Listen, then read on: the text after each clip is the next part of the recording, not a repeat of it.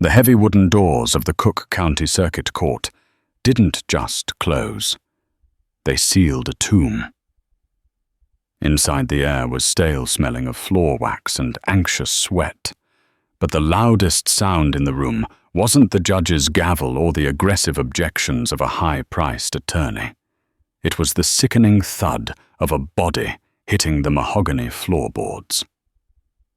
Sarah Jenkins, 8 months pregnant and trembling, had collapsed. Across the aisle, her husband didn't flinch. His mistress, sitting in the front row wearing a designer dress that cost more than Sarah's car, didn't gasp. She smirked. They thought the war was over.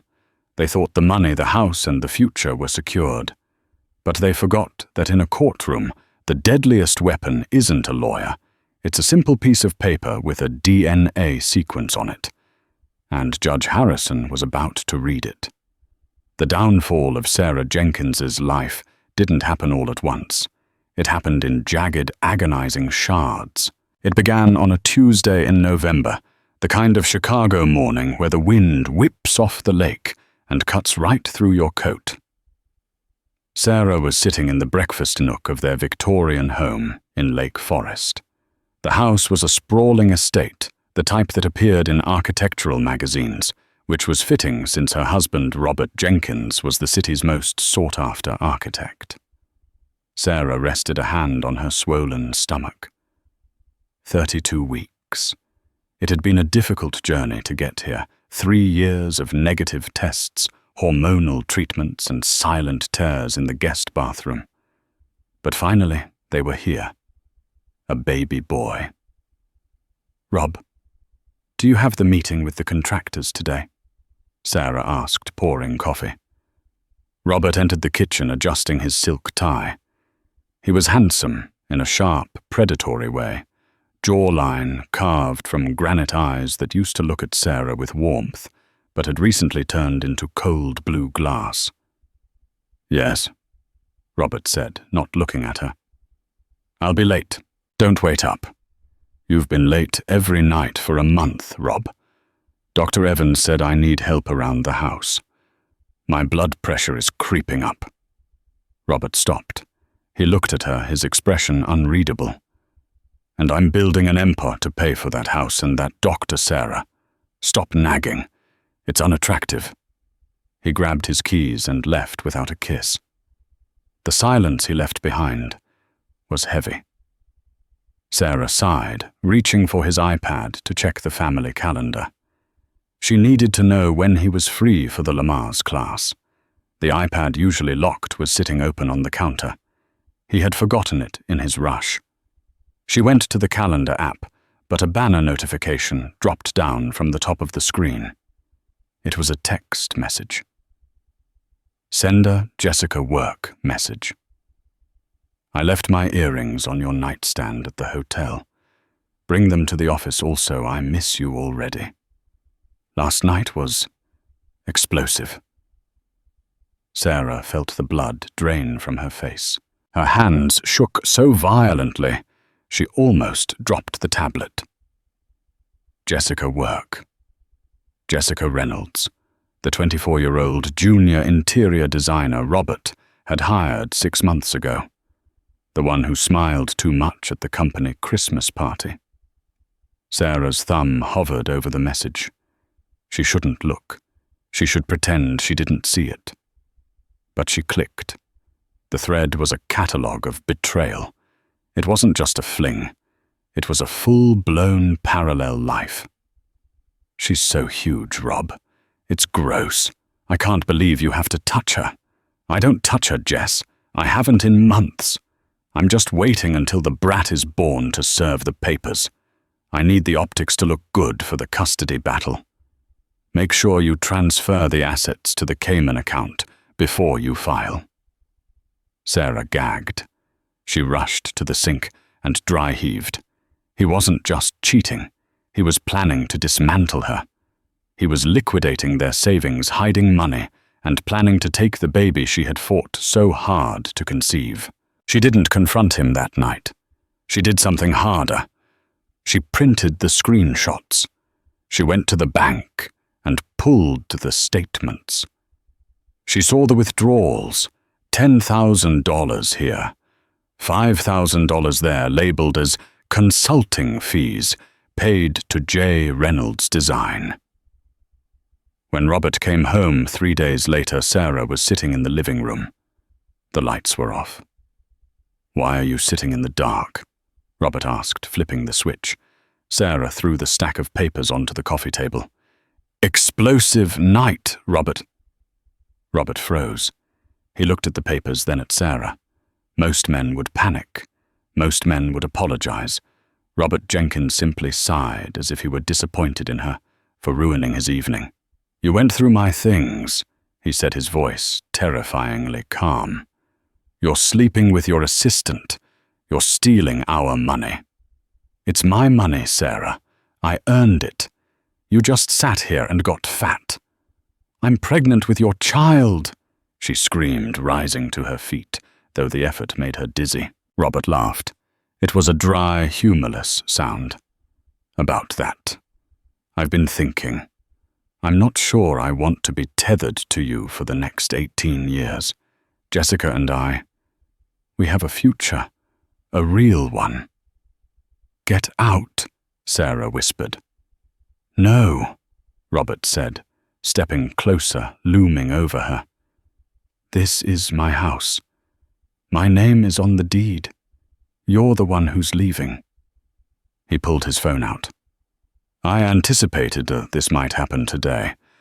I've already cancelled your credit card, Sarah, and I spoke to the bank. The joint account is frozen pending an investigation into unusual activity. You have zero access to funds." "You can't do that." "I just did. You have an hour to pack a bag. Jessica is moving in tonight." "Tonight? Are you insane?"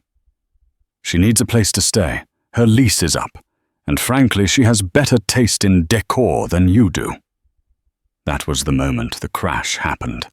Not the physical fainting that would come later, but the crash of her reality. Sarah realized she wasn't dealing with a heartbreak. She was dealing with a sociopath. The humiliation of that night was etched into Sarah's memory, like a scar.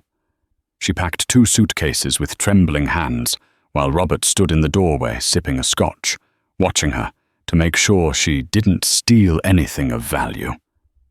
"That necklace," he pointed as she packed a diamond pendant. "That was a gift from my mother.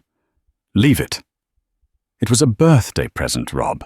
Leave it, or I call the police and tell them you're looting the marital assets." She left it. She left the crib she had just assembled. She left the nursery painted a soft sage green. It was snowing when she dragged her suitcases down the driveway. Her Honda Civic, thankfully in her name, was cold and refused to start for 3 agonizing minutes. As the engine finally turned over, a sleek red Mercedes convertible pulled into the driveway. Jessica Reynolds stepped out. She was stunning, there was no denying it. Tall, raven-haired, with skin that looked like it had never known a day of stress.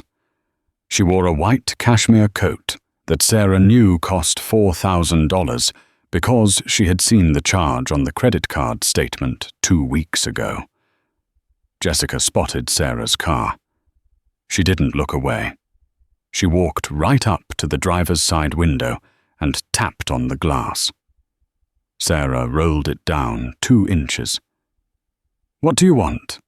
"Just wanted to say no hard feelings," Jessica said, her voice dripping with faux sweetness. "Rob speaks very highly of... Well, he doesn't speak of you at all, really. But I'm sure you'll land on your feet. Maybe a smaller apartment. Something more, your speed. He's using you, Jessica." Sarah warned, her voice hoarse, "just like he used me." Jessica laughed, throwing her head back. "Honey, look at you. And look at me. He's not using me. He's upgrading. Drive safe. I hear the roads are icy." Jessica turned and walked up the steps of Sarah's home. Robert opened the door, pulling her into a passionate kiss right there on the porch under the light, knowing Sarah was watching. Sarah drove to a Motel 6 on the outskirts of the city. It was all she could afford with the $200 cash she had in her wallet. She sat on the lumpy mattress, the neon sign buzzing outside the window, and cried until she threw up. The next morning, the war began. Sarah needed a lawyer, but Robert had been thorough. He had conflicted out the top 5 divorce firms in Chicago by having initial consultations with all of them, meaning they couldn't represent Sarah. She ended up in a strip mall in a rundown part of town, staring at a glass door that read, David Cohen, Attorney at Law. David Cohen looked like he hadn't slept in a week. He was in his 50s, wearing a rumpled suit and a tie with a mustard stain. His office was piled high with files. But when Sarah told him her story, his tired eyes sharpened. He froze the assets, Cohen asked, scribbling furiously on a yellow pad. Everything, even the savings for the baby. And the mistress moved in same day. Yes. Cohen tapped his pen against the desk. This guy is arrogant. Arrogant guys make mistakes. He thinks he can starve you out. He thinks you'll sign a bad settlement just to get grocery money. I just want what's fair, Sarah said, rubbing her stomach. I want to be able to raise my son. No, Cohen said, looking up. We don't go for fair. Fair is for people who play by the rules. We go for the throat. But I have to warn you, Sarah. A guy like Robert Jenkins, he's going to play dirty. He's going to try to destroy your character. I have nothing to hide. Cohen gave her a sad smile. Everyone has something, Sarah. And if they don't, men like Robert invent it. 2 weeks later, the motion for temporary support came before the court. Robert arrived flanked by 2 attorneys from Vanderbilt and Associates, the most expensive firm in the state. He looked impeccable. When the judge asked why Robert had cut off his pregnant wife's funds, Robert's lawyer stood up. Your Honor. The lawyer smoothed his suit jacket. Mr. Jenkins froze the accounts because he has reason to believe that Mrs. Jenkins is mentally unstable and was planning to abscond with the funds. Furthermore, the lawyer paused for dramatic effect. Furthermore, Mr. Jenkins has significant doubts regarding the paternity of the unborn child. The courtroom went silent. Sarah gasped. That's a lie, she shouted, standing up. He knows it's his... Sit down, Miss Jenkins, the judge barked. We are requesting a court-ordered DNA test once the child is born. Robert's lawyer continued smoothly. Until then, we believe no spousal support should be awarded, as this marriage was based on fraud. It was a stall tactic. Cohen whispered to her, He knows it's his. He just wants to delay paying you until after the baby comes, hoping you'll be too broke to fight. The judge, a stern man named Judge Harrison, peered over his glasses. I will grant a temporary stipend, $500 a month. 500, Cohen argued. Your Honor, she can't rent a room for that. He makes $500,000 a year. Pending the DNA results, Judge Harrison said, banging the gavel. Next case. Sarah walked out of the courtroom, feeling like she had been punched. $500. It wouldn't even cover food and gas. Robert walked past her in the hallway. He leaned in close. I told you, Sarah. I win. You lose. Why don't you just give up, sign the papers, admit you cheated, and I'll give you 20 grand to walk away. I never cheated. Does it matter?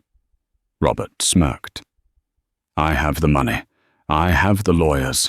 I write the history. He walked away laughing with his legal team. Life became a blur of survival. Sarah moved out of the motel and into a small basement studio apartment in a rough neighborhood. The heating was loud and the windows drafted, but it was a roof. She picked up shifts answering phones at a taxi dispatch center, one of the few places that would hire a woman 8 months pregnant. The stress was taking a toll. Her blood pressure was dangerously high. Dr. Evans warned her, "Sarah, you need bed rest. If you keep going like this, you're going to develop preeclampsia. It could kill you or the baby." "I can't rest," Sarah said, holding back tears. "If I don't work, we don't eat." One afternoon, Sarah realized she had left her grandmother's antique recipe book at the Lake Forest house.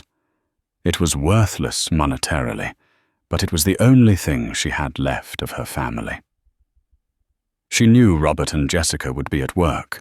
Robert had a ribbon-cutting ceremony for a new skyscraper, and Jessica usually went with him to pose for photos. Sarah drove to the house.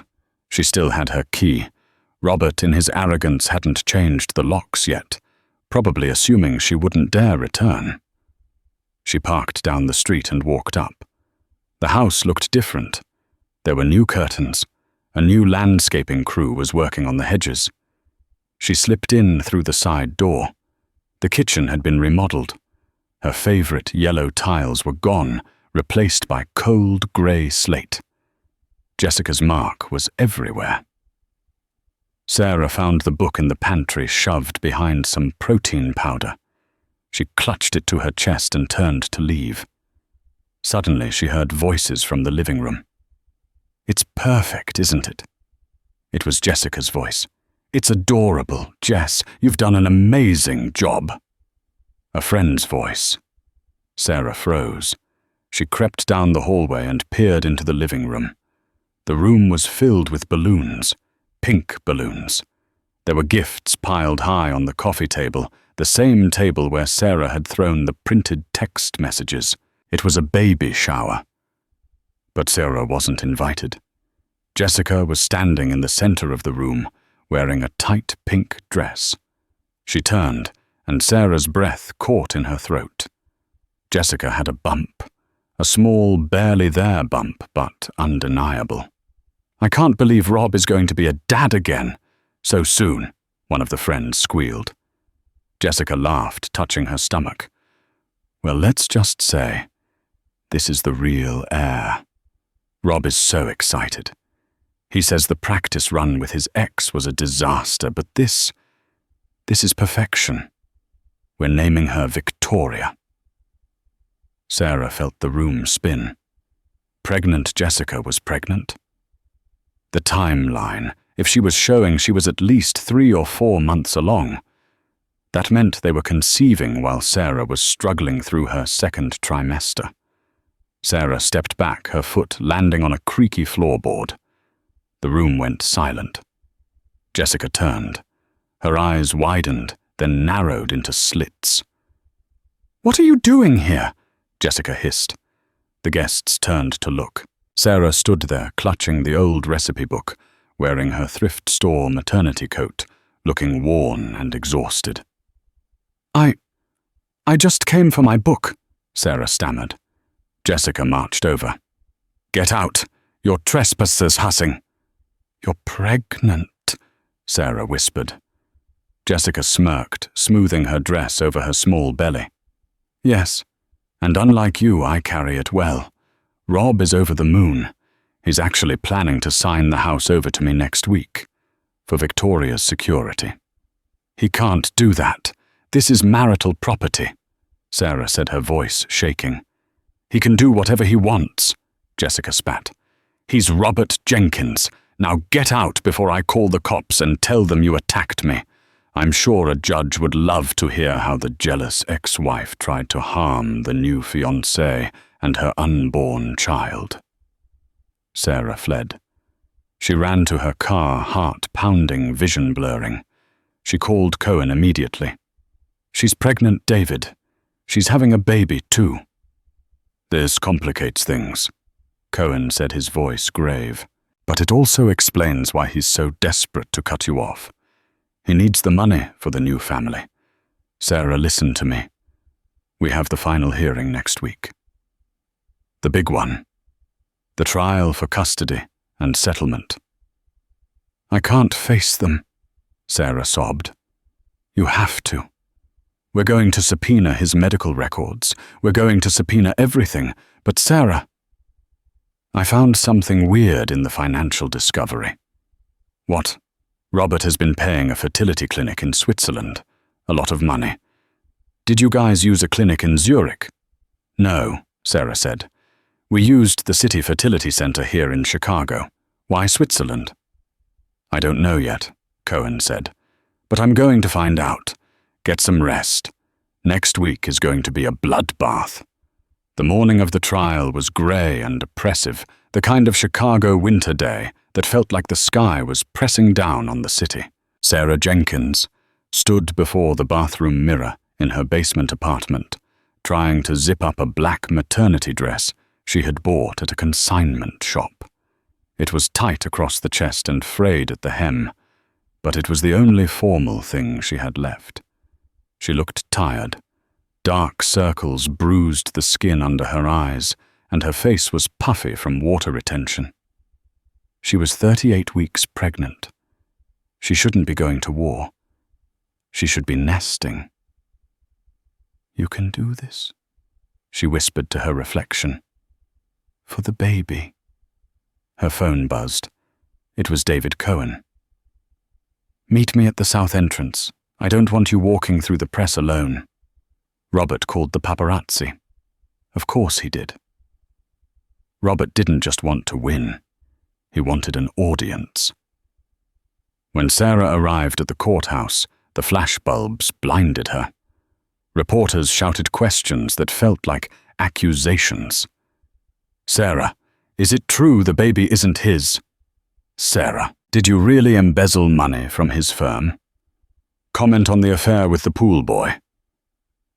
She kept her head down, clutching her stomach until Cohen's hand grabbed her elbow and steered her through the metal detectors. "Don't listen to them," Cohen said, his voice grim. "That's the narrative Robert is spinning. We stick to the facts." Inside courtroom 304, the atmosphere was stifling. The heating system was blasting, making the air dry and suffocating. On the left side of the aisle sat Robert Jenkins. He looked like a king holding court. He wore a navy bespoke suit, his hair perfectly coiffed. Next to him sat Jessica Reynolds.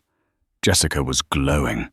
She wore a cream-colored dress that highlighted her small baby bump, just enough to be noticeable, but tasteful. She looked the picture of the supportive, innocent fiancé. When Sarah walked in, Jessica leaned over and whispered something to Robert. They both chuckled. Sarah lowered herself into the plaintiff's chair. The wood was hard, and her back immediately began to throb. "All rise," the bailiff boomed. Judge Harrison swept in. He was an older man with a face like crumpled parchment and eyes that missed nothing. He sat down, adjusted his glasses, and looked at the two tables. "We are here for the matter of Jenkins versus Jenkins," the judge said. "Final hearing on divorce custody and asset division. Mr. Sterling, you may begin for the respondent." Robert's lawyer, Arthur Sterling, stood up. He was a man known in legal circles as the Shark. He didn't walk. He glided. "Your Honor." Sterling began, his voice smooth as velvet. "This case is simple. It is a tragedy, really. A tragedy of a man, my client, who worked tirelessly to build a life and empire for his family. And how was he repaid? With deceit, with infidelity, with fraud." Sterling turned to point a finger at Sarah. "We will prove that Sarah Jenkins has been unfaithful. We will prove that she has plotted to steal from my client. And most painfully, we will prove that the child she carries is not the biological son of Robert Jenkins. Therefore, under the prenuptial agreement's morality clause, she is entitled to nothing. No alimony, no house, no custody." Sarah gripped the table. Morality clause. She didn't remember a morality clause. "Lies," she whispered. "Hush," Cohen said, writing furiously. "Let him talk. He's overplaying his hand." The morning session was a blur of misery. Robert took the stand first. He was charming, articulate, and completely sociopathic. He painted a picture of Sarah as a lazy, spending-obsessed shrew who refused to have intimacy with him. "I tried, Your Honor," Robert said, looking at the jury box even though there was no jury, only the judge. "I wanted a family, but she became distant. She was always on her phone, disappearing for hours. Then when she announced the pregnancy, the timing just didn't add up." "Didn't add up how?" Sterling asked. "I was away on business in Tokyo during the conception window," Robert lied effortlessly. "When I confronted her, she became hysterical. That's when I knew." Cohen cross-examined him, but Robert was slippery. He had an answer for everything. "The Tokyo trip." "Oh, I came back a day early, but I stayed at a hotel. But we weren't intimate." Then it was Jessica's turn. She walked to the stand, placing a protective hand over her belly. She swore to tell the truth, then sat down, crossing her legs elegantly. "Ms. Reynolds," Sterling asked, "when did your relationship with Mr. Jenkins begin?" "Only after they were separated." Jessica lied. Robert was broken. He was living in a house with a woman who hated him. I listened. We fell in love after he moved into the guest room." "And you are currently expecting?" Jessica smiled, a dazzling, victorious smile. "Yes, a baby girl. Robert is so happy to finally have a child of his own, a biological child." She emphasized the word biological while looking directly at Sarah. Sarah felt bile rise in her throat. The audacity. The sheer, unadulterated evil of it. They were erasing her. They were rewriting her entire life while she sat there, heavy with the child Robert had begged for 3 years ago. "Your witness," Sterling said. Cohen stood up. "Ms. Reynolds, isn't it true you were sending intimate texts to Mr. Jenkins 4 months before the separation date?" "We were colleagues," Jessica said coolly. "We were close. If you interpret professional closeness as intimacy, that's your problem. And the text where you called his wife gross and huge." Cohen held up the screenshot. Jessica didn't flinch. "I was referring to her attitude. Her entitlement was huge. It was a metaphor." Robert chuckled from his table. The judge looked annoyed but didn't intervene. By the time the lunch recess was called, Sarah felt weak. She hadn't eaten since the night before because of the nausea. She struggled to stand up. "Sarah, we need to hit back hard this afternoon," Cohen said. "I have the Swiss documents. But I need you to testify. You need to tell the judge the truth about the timeline. Can you do it?" Sarah looked at Robert and Jessica, who were leaving the courtroom arm in arm, laughing about where to go for lunch. "Yes," Sarah said, a fire igniting in her belly. "Put me on the stand." The afternoon sun slanted through the high windows of the courtroom, creating beams of dust that danced in the stale air. The heat had been turned up, or maybe it was just Sarah's body regulating poorly. She felt a sheen of cold sweat on her forehead. "Call your next witness," Judge Harrison ordered. "I call Sarah Jenkins," Cohen announced. Sarah stood up. The short walk to the witness stand felt like a mule. Her feet were swollen in her shoes, throbbing with every heartbeat. She navigated the small gate and sat in the heavy wooden chair. She swore the oath. Her voice was shaky, but clear. Cohen began gently. He walked her through the years of infertility treatments, the negative tests, the nights Robert held her, while she cried. He established that this baby was a miracle they had both prayed for. "And when did you conceive?" Cohen asked. "March 14th, Sarah said. "I know the date because it was our anniversary. Robert cooked dinner. We were happy. So he was not in Tokyo." "No, he was in our kitchen." "Objection," Sterling shouted. "Hearsay." "Overruled," the judge muttered. "Sarah," Cohen asked, leaning on the podium, "did you ever cheat on your husband?" "Never." Sarah said, tears pricking her eyes. "I loved him. I thought he loved me." No further questions. Then Arthur Sterling stood up. He buttoned his jacket and approached the stand like a hunter closing in on wounded prey. "Mrs. Jenkins," Sterling started, his voice dripping with condescension. "You say you were happy, yet you admit you were taking antidepressants in 2022. Is that the behavior of a happy woman?" "I was depressed because we lost a pregnancy," Sarah defended herself. "Ah, so you were unstable." "I was grieving." "And isn't it true?" Sterling continued, stepping closer, invading her personal space, "that during this grief you reconnected with an old college flame, a Mr. Mark Daniels?" Sarah blinked. "Mark? I haven't seen Mark in 10 years. He lives in London. We have records of phone calls." Sterling waved a piece of paper.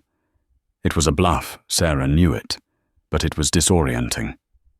"That's not true," Sarah said, her breath coming faster. The room felt suddenly very hot. The edges of her vision began to blur. "And isn't it true," Sterling raised his voice, "that you devised a plan to get pregnant by any means necessary to secure the inheritance that you trapped Mr. Jenkins?" "No," Sarah gasped. She felt a sharp pain in her abdomen, a contraction. No, this was different. It was a wave of darkness rising from the floor. "You knew he wanted to leave you," Sterling shouted, pounding the railing. "You knew he loved Jessica, so you stole a stranger's sperm to anchor him to you, didn't you?" I didn't." Sarah's hand flew to her chest. Her heart was hammering against her ribs like a trapped bird. Thump, thump, thump. She looked at Robert. He was leaning back in his chair, watching her with a look of utter boredom. Next to him, Jessica was whispering something, covering her mouth to hide a smile. They are enjoying this, Sarah thought. The realization hit her with the force of a physical blow. "Answer the question, Mrs. Jenkins," Sterling barked. "Admit the child is a bastard." The room tilted. The judge's face elongated. The sound of the radiator became a roar. Sarah tried to speak, but her tongue felt thick. The darkness swallowed her. Her eyes rolled back, her knees buckled. Thud. It was a heavy, sickening sound. Sarah collapsed sideways out of the witness box, hitting the floor hard. Her head bounced once against the wood. "Sarah!" Cohen screamed, dropping his papers. Chaos erupted. "Bailiff medic!" Judge Harrison was on his feet, shouting. Cohen scrambled over the railing, kneeling beside her. "Sarah, can you hear me?" She was pale as a sheet. Her breathing was shallow. Across the aisle, Robert didn't move. He didn't stand up. He checked his watch. "Is this really necessary?" Robert said loud enough for the stenographer to hear. "She's always been dramatic." Jessica giggled, a nervous, high-pitched sound. "God, she'll do anything to delay the ruling." The bailiff was checking Sarah's pulse. "She's alive, Your Honor. Pulse is thready. We need an ambulance." The word ambulance seemed to pierce the fog in Sarah's brain. She opened her eyes. The ceiling was spinning. No, she thought. If I leave, they win. They'll get a default judgment. They'll take everything. She grabbed Cohen's arm with a grip of steel. "No," she rasped. "Sarah, don't move," Cohen said gently. "Help me up," she whispered. "You fainted, Sarah. You need a hospital." "No," she said louder this time. She struggled to her elbows. "If I leave, he wins. Help. Me. Up." The courtroom went silent. Everyone watched as the pregnant woman, bruised and shaking, forced herself to her knees, then to her feet. She swayed dangerously. Cohen supported her weight.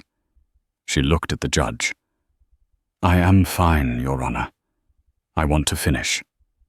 Judge Harrison looked at her with a mixture of concern and respect. "Mrs. Jenkins, I strongly advise." "I want to finish," she said, her voice trembling but resolute. She turned her gaze to Robert. "I want him to hear the truth." Robert's smirk faltered for a fraction of a second. He looked annoyed. "Very well," the judge said slowly. "Mr. Cohen, get her a glass of water. Mr. Sterling, sit down. We are done with the theatrics. Does the defense have any more evidence?" Sterling looked flushed. His attack had backfired. Instead of looking like a liar, Sarah looked like a martyr. "No further questions," he muttered. "Good," the judge said. "Now, I believe there is the matter of the paternity test." The room temperature seemed to drop 10 degrees. This was it. The court ordered a rush DNA analysis on the amniotic fluid sample taken last week, Judge Harrison said, picking up a large, sealed manila envelope. "I have the results here." Robert straightened his tie. He looked at Jessica and winked. This was his moment.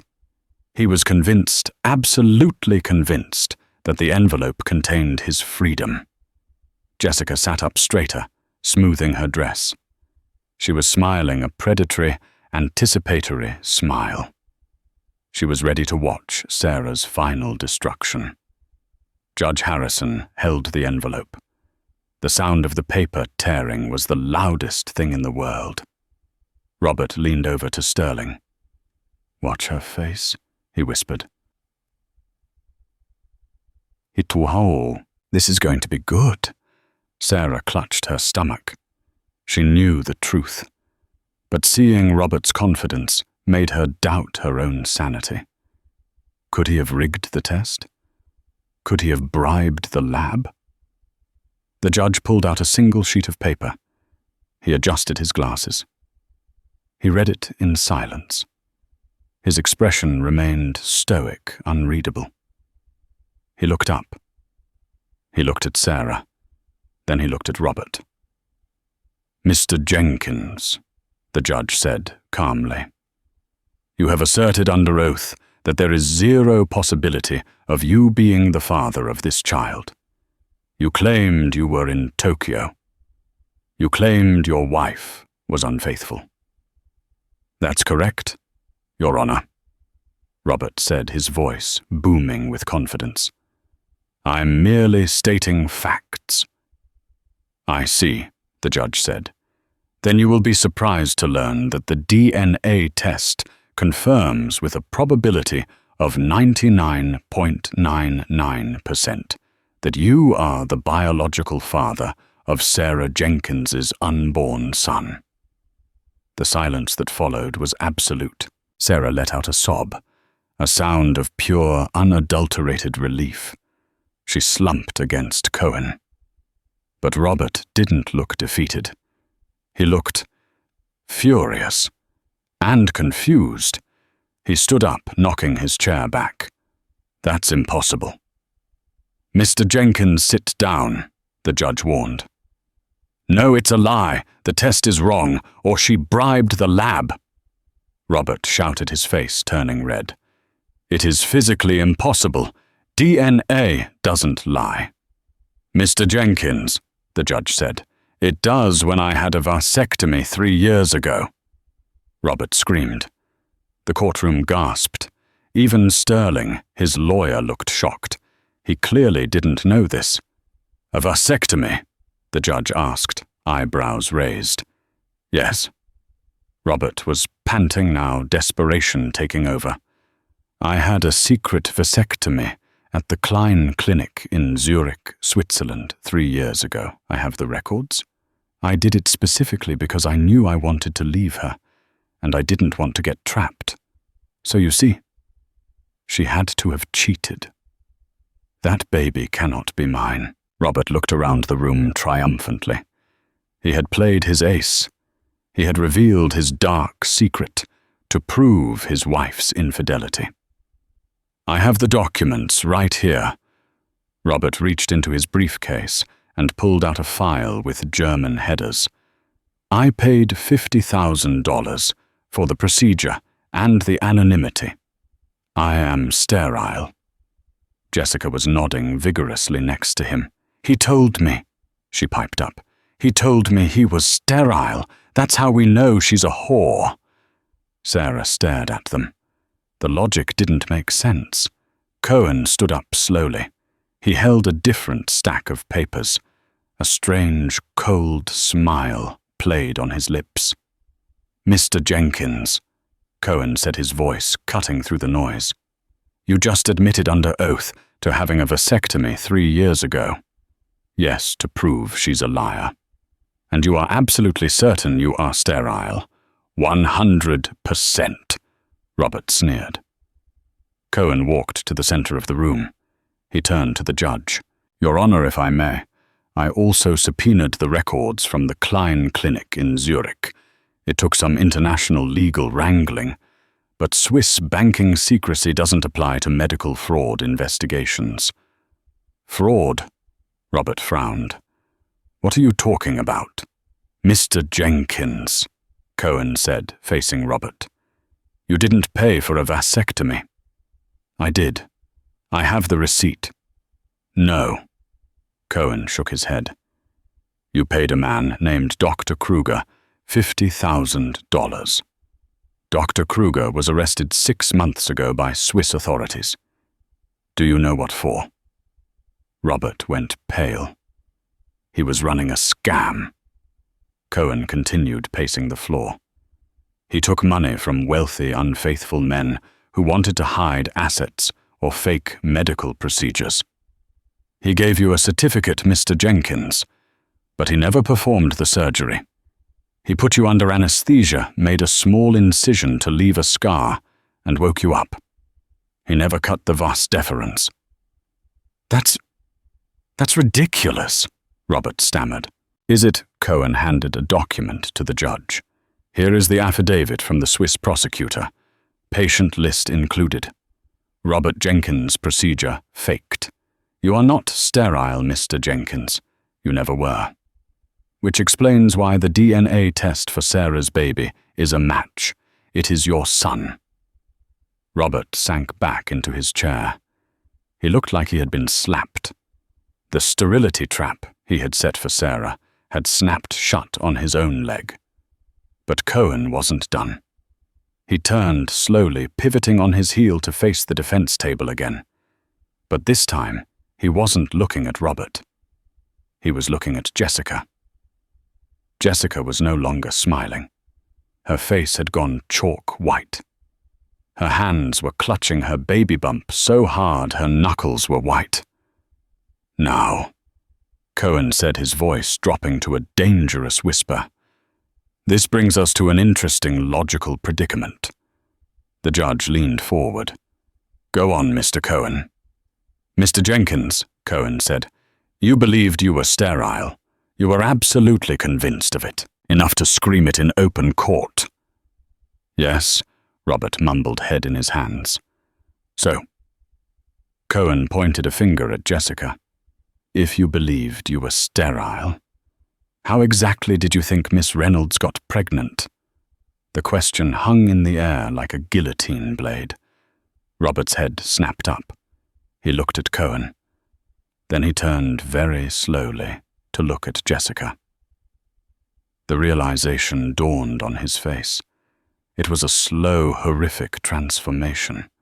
He had been so focused on destroying Sarah, so convinced of his own sterility, that he hadn't done the math on his mistress. If he thought he couldn't get Sarah pregnant, he shouldn't have been able to get Jessica pregnant either. But Jessica was pregnant. "Rob," Jessica whispered, her voice shaking. "Rob, don't listen to him. It's a miracle. You know doctors make mistakes. Maybe the vasectomy healed just like with Sarah." "But the vasectomy never happened, Jessica," Cohen interjected smoothly. "We just established that. Robert is fertile, so he could be the father of your baby." Jessica exhaled, looking relieved. "See, exactly. He's the father. It's fine." "Is it?" Cohen reached into his file again. "Because I found something else in the financial discovery. Mr. Jenkins, you share a credit card with Miss Reynolds, correct?" "Yes," Robert said, his voice hollow. "I noticed a recurring charge," Cohen said, "to a luxury rentals company, a condo in the city. But Robert, you live in Lake Forest. Who lives in the condo?" "I don't know," Robert said. "Jessica handles the expenses." "I investigated the address," Cohen said. "The doorman knows Miss Reynolds well. She visits every Tuesday and Thursday afternoon. He also knows the man who lives there. A personal trainer named... what was it? Ah, yes. Gavin." Jessica stood up. "Stop it. This is irrelevant." "Is it?" Cohen asked. "Because if Robert is the father of Sarah's baby, that's settled. But since we are discussing custody and character, I took the liberty of grabbing a coffee cup Gavin threw away yesterday, and I compared it to the prenatal non-invasive paternity test you took at the clinic, Jessica. You didn't secure that file very well." "You can't do that," Jessica shrieked. "Mr. Cohen," the judge warned, "this is highly irregular." "It goes to the credibility of the witness, Your Honor," Cohen argued. "She testified she is carrying Mr. Jenkins's true heir, but the preliminary markers suggest a 0% match to Robert Jenkins." Cohen slammed the paper on the table. "Robert isn't the father of your baby, Jessica. Gavin is." Robert stood up slowly. He looked at the woman he had destroyed his marriage for, the woman he had evicted his pregnant wife for, the woman he was building a new life with. "Jess," Robert asked, his voice breaking, "is it true?" Jessica looked around the room, trapped.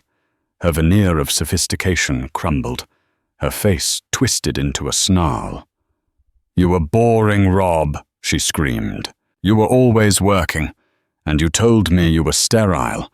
I wanted a baby. I needed insurance. What was I supposed to do?"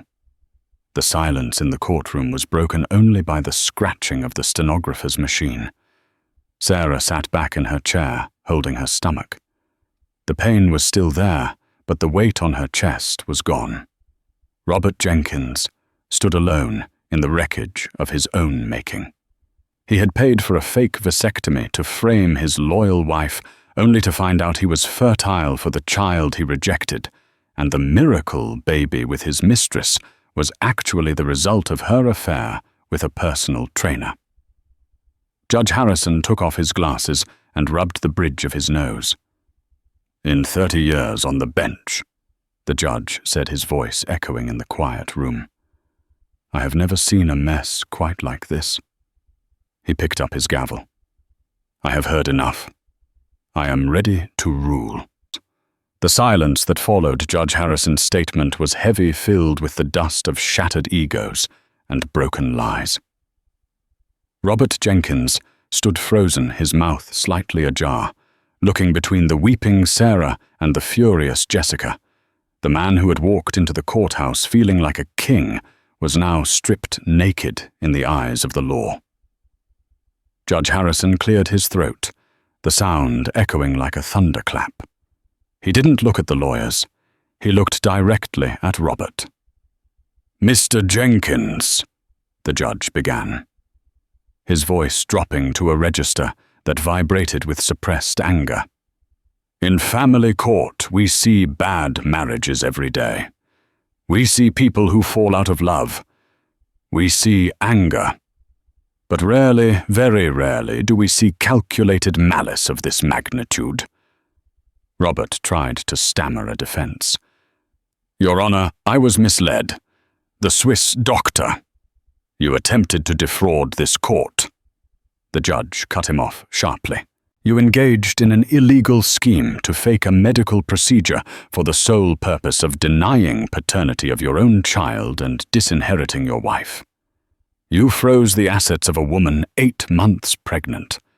You inflicted intentional emotional distress that led to her hospitalization in my courtroom today. The judge turned a page in his file. You invoked the morality clause of your prenuptial agreement to deny Mrs. Jenkins support. I find that ironic, because I am invoking that very same clause right now against you. Robert's eyes widened. What? The clause states that any party engaging in fraud, criminal activity, or gross moral turpitude forfeits their claim to marital assets. By hiring a criminal to fake a surgery and hiding funds in Switzerland, you have violated that clause. The prenuptial agreement is void. Arthur Sterling. Robert's expensive lawyer closed his briefcase. He knew when a ship had sunk. He wasn't going down with it. The ruling is as follows, Judge Harrison declared, his pen scratching loudly across the order. First sole legal and physical custody of the unborn male child is awarded to Sarah Jenkins. Mr. Jenkins, due to your flight risk and unstable behavior, you are granted supervised visitation only pending a psychological evaluation. Sarah let out a breath she felt she had been holding for 6 months.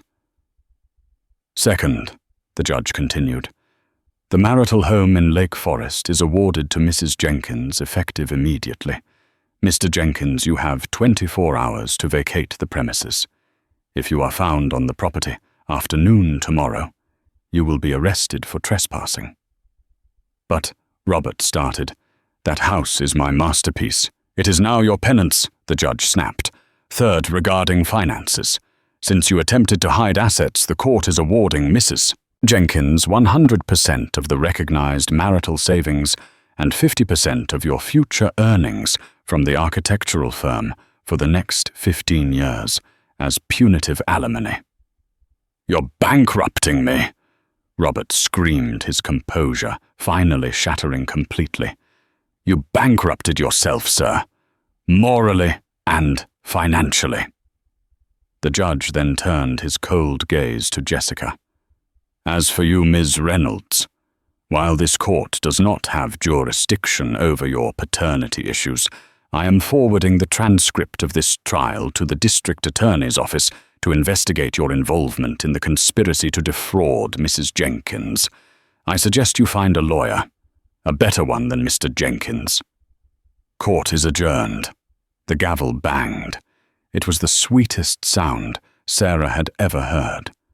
The aftermath was chaotic. Robert turned to Jessica, his face purple with rage. You knew the baby was the trainer's. Jessica, realizing the gravy train had not only derailed but exploded, dropped the innocent act. She sneered at him, grabbing her purse. At least Gavin has abs, and he didn't have to pay a Swiss con man to feel like a man. You're pathetic, Rob. Have fun visiting your kid in a supervised center. She stormed out, the click-clack of her heels sounding like gunfire. Robert stood alone. He looked at Sarah, who was being helped to her feet by David Cohen. She looked tired, messy, and bruised, but she stood tall. He walked over to her. The arrogance was gone, replaced by a desperate, pathetic pleading. Sarah, he said, reaching out a hand. Sarah, please. I didn't know. The doctor in Zurich. He tricked me. If I had known I could have children, if I had known it was really mine. Sarah looked at his hand, the hand that used to hold hers, the hand that had signed the papers to evict her. "It wouldn't have mattered, Rob," she said softly. "Of course it would. We can fix this. I can fire Jessica. We can go back to the house. I can explain to the judge." "No," Sarah said. Her voice wasn't angry. It was just done. "You didn't leave me because you thought I cheated. You left me because you found something shinier. You were willing to let our son starve to save money. You watched me faint and checked your watch. I was stressed." "Goodbye, Robert," Sarah said. She turned to David. "Let's go. I have a house to get back to." The next day, Sarah drove up the long driveway of the Lake Forest estate. It was raining, washing away the grime of the city. Robert's car was gone. But true to his spiteful nature, he had left the front door wide open, letting the rain blow into the foyer. Sarah walked in. The house was quiet.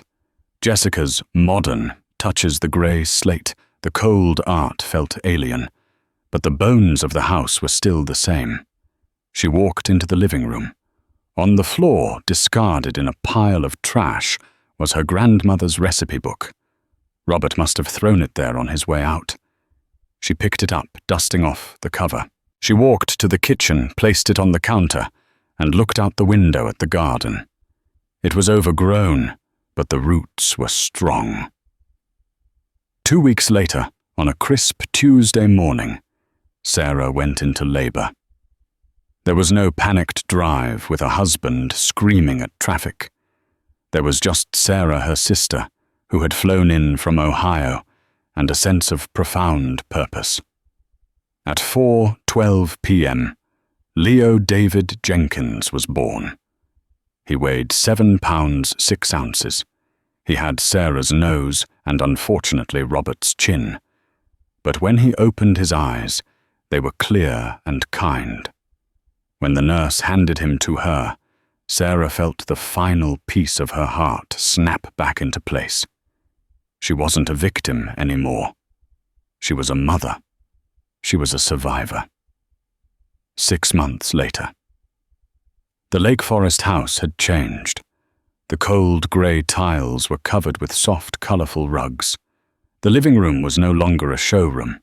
It was an obstacle course of toys, bouncy seats and blankets. Sarah sat on the porch, rocking Leo. She looked better than she had in years. The stress weight was gone, her skin was glowing, and she was smiling a real smile, not the brave mask she had worn for so long. A car pulled up to the gate. It was a modest sedan, a far cry from the luxury vehicles that used to park there. Robert stepped out. He looked older. His hair was thinning. His suit was off the rack, and his posture was defeated. It was his scheduled visitation day. He walked up to the porch, stopping at the bottom of the steps. The court order stated he couldn't enter the house. "He's grown," Robert said, looking at the baby with a hunger that was painful to watch. "Yes," Sarah said, adjusting the blanket. "He's rolling over now." "Sarah," Robert said, his voice cracking. I live in a studio apartment now. The firm fired me after the scandal. No one wants to hire an architect who defrauded the court." "I heard," Sarah said neutrally. "I miss this," he said, gesturing to the house, but looking at her. "I miss us. Is there any chance? For Leo's sake." Sarah looked down at her son. Leo was safe. He was loved. He had a mother who would burn the world down to protect him. She looked back at Robert. She didn't feel hate. She felt pity. He had built an empire on sand, and he was surprised when it washed away. "Leo has everything he needs, Robert," she said firmly. "You have your hour. Do you want to hold him, or do you want to talk about yourself?" Robert swallowed hard. He walked up the steps, sat on the swing at the far end, and held out his arms. Sarah handed him the baby. For a moment, watching Robert hold the son, he tried to disown the tragedy of it all, hit her. He had won the rat race, but he had lost the prize. As the sun set over the estate that was now hers, Sarah realized that the DNA test hadn't just revealed a father. It had revealed who they really were. It showed Robert as a fool, Jessica as a fraud, and Sarah as a warrior. And as she took a sip of her tea, watching the man who broke her heart try to bond with the child he didn't want, she knew one thing for certain. The best revenge wasn't anger. It wasn't hate. It was happiness. Sarah Jenkins walked through fire to save her child, proving that a mother's instinct is more powerful than any lawyer, any lie, or any amount of money. Robert and Jessica thought they could rewrite reality with arrogance and greed, but they forgot that the truth, like a seed buried in the dark, will always find a way to the light. In the end, Robert lost his fortune, his reputation, and his family, leaving him with nothing but the cold realization of his own mistakes. Sarah didn't just survive. She triumphed, turning a house of betrayal into a home of love. What do you think? Was the judge's punishment harsh enough for Robert? Should he have been allowed to see the baby at all after what he did? And what about Jessica? Do you think she got what she deserved with the personal trainer? Let us know your thoughts in the comments below. If this story had you on the edge of your seat, please hit that like button and subscribe to our channel. We bring you the most gripping, real-life dramas and stories of justice served every single week. Don't forget to click the bell icon so you never miss a twist. Thanks for watching, and see you in the next video.